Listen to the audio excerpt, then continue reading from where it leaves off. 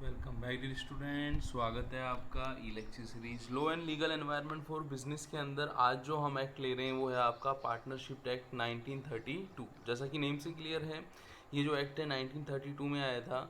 और जो आपका पार्टनरशिप एक्ट है वो एक तरीके से कॉन्ट्रैक्ट एक्ट के अंदर जब हमने एक्ट पढ़े थे तो वहाँ हमने स्पेशल कॉन्ट्रैक्ट पढ़े थे, तो हमने पार्टनरशिप एक्ट को स्पेशल कॉन्ट्रैक्ट एक्ट का टाइप माना है। जैसे कि हम देखें तो यहाँ पे लिखा हुआ है कि partnership is a one of the special type of contract. Initially it was part of Indian contract act itself. कि जो पार्टनरशिप एक्ट है पहले ही आपका कॉन्ट्रैक्ट एक्ट का ही पार्ट था, स्पेशल कॉन्ट्रैक्ट का पार्ट था।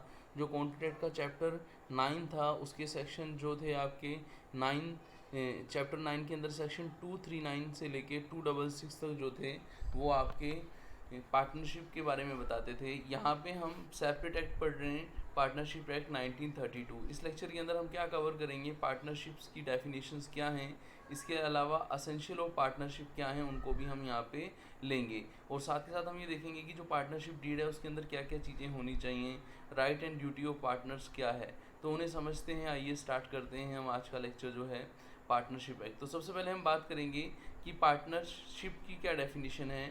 तो इंडियन पार्टनरशिप एक्ट जो बताता है कि पार्टनरशिप का मतलब होता है साझेदारी। जब दो या दो से अधिक लोग मिलके प्रॉफिट शेयर्स को, प्रॉफिट एंड लॉस को आपस में शेयर करते हैं और जो उनका ऑब्जेक्ट रहता है बिजनेस का उसको पूरा करते हैं, तो उसे हम क्या बोलते हैं, पार्टनरशिप बोलते हैं। तो यदि हम असेंशियल ऑफ पार्टनरशिप की बात करें तो यहाँ पे 2 और मोर पर्सन का होना ज़रूरी है। वो 2 या मोर पर्सन जो रहेंगे उनके बीच में एग्रीमेंट का भी होना ज़रूरी है।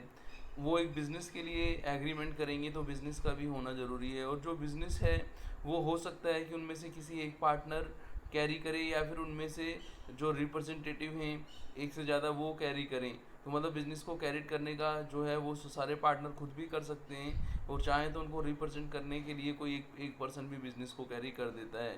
शेयर और प्रॉफिट की हम बात करें तो प्रॉफिट एंड लॉस जो है वो बिज़नेस के अंदर उनमें शेयर होता है, आपस में बढ़ता है। अब हम देखते हैं कि जब हम पार्टनरशिप बनाते हैं तो पार्टनरशिप बनाते समय जो हम रूल्स रेगुलेशंस बनाते हैं, जैसा कि हम देखें तो chief point two remember is that relation among the partners will be govern by mutual agreement. कि पार्टनर्स के बीच एक म्यूचुअल एग्रीमेंट होता है जिसमें जो रूल्स रखे जाते हैं वो क्या होते हैं, वो कहलाते हैं आपके पार्टनरशिप डीड कहलाते हैं। तो पार्टनरशिप डीड के अंदर हम क्या क्या पढ़ते हैं कि जो फर्म हम स्टार्ट कर रहे हैं उसका नाम क्या रहेगा, उसका नेचर क्या होगा, उसका लोकेशन क्या होगा बिज़नेस का, जो पार्टनरशिप कब स्टार्ट होगी, उसकी ड्यूरेशन क्या रहेगी, पार्टनरशिप के अंदर जो पार्टनर्स अमाउंट लगाएंगे, कैपिटल जो लगाएंगे वो कितना कंट्रीब्यूट करेंगे। जब हम रेट ऑफ इंटरेस्ट की हम बात करेंगे तो पार्टनर्स को उनकी कैपिटल पर इंटरेस्ट कितना मिलेगा, और यदि उन्होंने ड्राइंग किया है तो इंटरेस्ट क्या चार्ज होगा, और यदि उन्होंने लोन दिया है तो उस पर इंटरेस्ट क्या होगा, उनको क्या इंटरेस्ट मिलेगा। तो इन सब बातों का आपको कहाँ बताना है, पार्टनरशिप डीड के अंदर बताना है।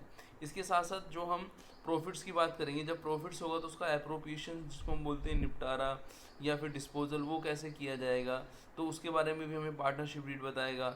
पार्टनर्स जब ड्राइंग करेंगे तो ड्राइंग का अमाउंट की वो किस हिसाब से करेंगे, ईयर के बिगिनिंग में करेंगे, मिड में करेंगे, एंड में करेंगे, तो वहाँ पे इंटरेस्ट ऑन ड्राइंग का कंप्यूटेशन कैसे होगा। फिर हम ये भी देखेंगे कि पार्टनर्स जो हैं वो उनको सैलरी मिलेगी या फिर नहीं मिलेगी, पार्टनर्स के जो राइट्स और ड्यूटीज़ क्या होंगे, कि पार्टनरशिप के अंदर जो गुडविल है उसका वैल्यूशन का मेथड क्या रहेगा, गुडविल हम कैसे कैलकुलेट करेंगे, यदि कोई पार्टनर रिटायर हो रहा है तो उसका पेमेंट ड्यू जो होगा उसको हम किस मेथड से करेंगे, तो उसका मेथड भी हम डिसाइड करेंगे। इसके अलावा हम ये देखेंगे कि यदि कोई पार्टनर है उसकी डेथ हो जाती है तो डिजीज़ पार्टनर जो मृत साझेदार है उसके जो रिप्रेजेंटेटिव हैं, एग्जीक्यूटर हैं, उनको अमाउंट जो डिटरमाइन होगा कैसे दिया जाएगा। इसके अलावा पार्टनरशिप पे प्रॉफिट के साथ साथ यदि लॉस होता है तो इंसॉल्वेंसी के केस में पार्टनर्स कैसे लॉसेस को आपस में डिवाइड करेंगे। और इसके साथ साथ हम ये भी देखेंगे कि सेटलमेंट जो रहेंगे पार्टनर्स के बीच में, यदि डिस्प्यूट कोई होता है तो उसका सेटलमेंट कैसे किया जाएगा, फाइनल अकाउंट कैसे बनाए जाएंगे, उनका ऑडिट कैसे किया जाएगा, पार्टनरशिप को कैसे स्टैम्प किया जाएगा, कैसे पार्टनरशिप डीड को हम स्टैम्प कराएंगे, उन सब चीज़ों को हम पढ़ेंगे। तो हमने सेकंड स्टेप जो थी पार्टनरशिप्स की एसेंशियल पार्टनरशिप डीड्स क्या हैं, उन सब चीज़ों को हमने समझ लिया है। अब हम देखते हैं अपनी थर्ड स्टेप क्या बता रही है हमें, राइट ऑफ पार्टनर्स के बारे में बताती है। जैसे कि आपको पता है कि जब पार्टनर्स पार्टनरशिप के अंदर आएंगे, कुछ पैसा लगाएंगे, तो उनको राइट्स भी होंगे। तो वो राइट्स क्या होंगे, तो सबसे पहला पार्ट ये आता है कि every partner has right to take a part in a conduct and management of business, की पार्टनरशिप के बिजनेस को रन करने के लिए हर पार्टनर्स को क्या है, राइट्स है, ठीक है ना। Every partner has right to consult and heard in all matter, कि बिजनेस रिलेटेड जो भी पार्टनरशिप बिजनेस रिलेटेड मैटर हैं उन सब के बारे में कोई बात करनी है, कंसल्ट करना है, हियरिंग करनी है, तो उन सब में भी उसको राइट मिलेगा। इसके अलावा जो पार्टनरशिप के बुक्स ऑफ अकाउंट्स हैं, रिकॉर्ड्स हैं, उनका उसको एक्सेस भी मिलेगा, वो उसकी कॉपी भी ले सकता है, उसको एग्जामिन भी कर सकता है। और पार्टनरशिप के अंदर यदि प्रॉफिट्स का कोई डिसाइड नहीं है तो प्रॉफिट्स इक्वली डिस्ट्रीब्यूट होंगे। और जो पार्टनर है, यदि मान लीजिए वो बिज़नेस के अंदर आता है और कैपिटल लाता है, तो कैपिटल में उसको 6% पर एनम जो है इंटरेस्ट मिलेगा।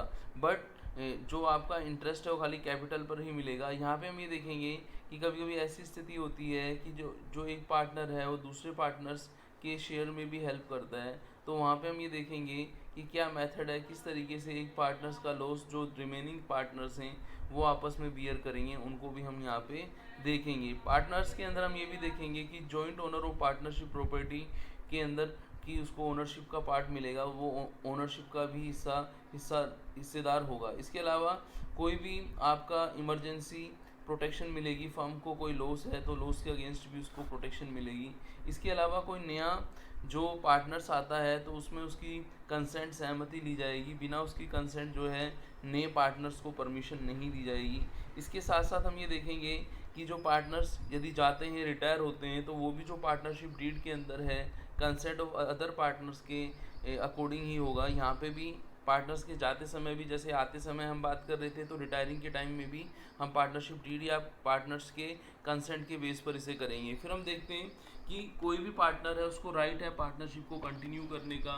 और यदि हम देखें कि यदि कोई पार्टनर रिटायर हो रहा है या फिर कोई डिजीज़ पार्टनर है, तो जो भी उसका शेयर है जो उससे बिलोंग करता है उसको हम यदि हम पेमेंट करने में डिले करते हैं तो उसका पेमेंट भी हम विद इंटरेस्ट करेंगे। तो ये सब चीज़ें ये उस पार्टनर्स के लिए राइट है जो डिजीज़ है, जो रिटायरिंग है उसके लिए। अब हम बात करेंगे ड्यूटीज़ ऑफ पार्टनर। देखो, जब हम बात करेंगे राइट्स की, तो राइट्स तभी मिलेंगे जब पार्टनर्स अपनी ड्यूटीज़ को क्या करेंगे, पूरा करेंगे। तो यहाँ पे हम ये देखें तो ड्यूटीज़ क्या है कि हर पार्टनर्स ये बाउंड है diligently to carry out the business of the firm, कि बिजनेस का जो ऑपरेशन है, बिजनेस को रनिंग करने का जो काम है, वो सारे पार्टनर्स को करना है, ठीक है ना। Every partner must be just and faithful to the other partner, कि एक पार्टनर जो है वो दूसरे पार्टनर्स के फेथफुल होना चाहिए, कॉन्फिडेंशियलिटी रखनी चाहिए, ठीक है ना। फिर हम देखें partners bound to keep render true and proper and correct account of the partnership, की जो भी पार्टनरशिप के अंदर जो अकाउंट बना रहा है तो उसको क्या true and fair proper account, correct account रखने हैं, उसमें कोई मैनिपुलेशन नहीं करना। Every partner is bound to indemnify the firm for any loss caused by wilful neglect fraud in the conduct of a business, कि कोई भी पार्टनर है वो दूसरे पार्टनर को क्या करेगा, वो कि यदि कोई लॉस होता है उसके कारण, उसकी किसी एक्टिविटीज़ के कारण लॉस होता है वो, तो दूसरे पार्टनर को वो कंपनसेट भी करेगा। इसके अलावा जब हमने देखा था कि एक पार्टनर दूसरे पार्टनर से फेथफुल होना चाहिए, इसके साथ साथ वो कोई भी कॉम्पिटेटिव बिजनेस है, यदि वो पार्टनरशिप से सिमिलर कोई बिजनेस कर रहा है और वो पार्टनरशिप में बना रहना चाहता है, तो ये दोनों चीज़ें पॉसिबल नहीं हैं। तो इसलिए हर पार्टनर्स को क्या करना चाहिए, बिजनेस जो कर रहा है, कॉम्पिटेटिव बिजनेस कर रहा है, तो उसको पार्टनर्स से कॉम्पिटेटिव बिजनेस नहीं करना चाहिए। आप अदर टाइप का जो बिज़नेस कर रहे हो उसके लिए भी आपको अपने पार्टनर से क्या लेगी, परमिशन लेनी होगी। इसके अलावा हम देखें कि यदि कोई लॉस होता है तो उसके लिए पार्टनर इक्वली शेयर्स करेंगे, ये उसकी ड्यूटी है। इसके अलावा यदि हम देखें कि कोई भी पार्टनर्स है, पार्टनरशिप की स्कोप ऑफ अथॉरिटी से बाहर जाके कोई भी काम नहीं करेगा। यदि वो स्कोप ऑफ अथॉरिटी से बाहर जाके कोई काम करता है तो उसमें उसकी रेस्पॉन्सिबिलिटी होगी, उस पार्टनर की रेस्पॉन्सिबिलिटी होगी जो उस स्कोप से बाहर जाके काम कर रहे हैं। No partner can assign or transfer his partnership interest to another person, यदि कोई पर्सन पार्टनरशिप के अंदर अपने इंटरेस्ट को किसी दूसरे पर्सन को ट्रांसफ़र कर रहा है तो वो पार्टनरशिप के केस में पॉसिबल नहीं है। वो जो बेनिफिट मिले हैं उसे मिले हैं, वो किसी और को ट्रांसफ़र नहीं कर सकता। अब हमने इस लेक्चर के अंदर क्या क्या कवर किया मैं एक बार आपको बता देता हूँ। मैंने आपको ड्यूटीज़ ऑफ पार्टनरशिप के पार्टनर्स के बताए हैं, राइट्स जो हैं पार्टनर्स के बताए हैं, क्या क्या उनके राइट्स हैं उनको हमने देखा है। तो कभी कभी ड्यूटी ऑफ पार्टनर्स या राइट्स ऑफ पार्टनर्स के बारे में आपसे क्वेश्चन पूछ लिया जाता है। फिर हमने ये देखा है कि पार्टनरशिप डीड जो रहता है उसके अंदर क्या क्या इंपॉर्टेंट पॉइंट रहते हैं, उनको हमने यहाँ पे समझा है।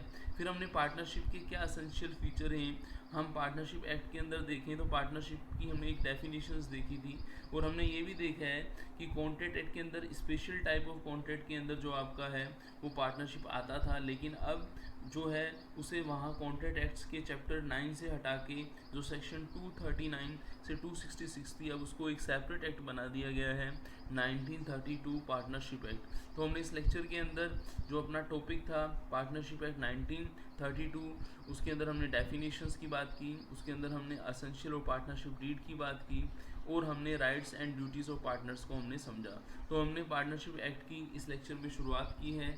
आने वाले लेक्चर्स के अंदर हम ये देखेंगे कि जो पार्टनरशिप्स के अंदर जो पार्टनरशिप्स को हम डिसोल्यूट करते हैं, उसको वाइंडिंग अप करते हैं, वो उसकी प्रोसीजर क्या है। तो नेक्स्ट लेक्चर में हम पार्टनरशिप एक्ट के किसी नेक्स्ट टॉपिक पर हम डिस्कशन करेंगे।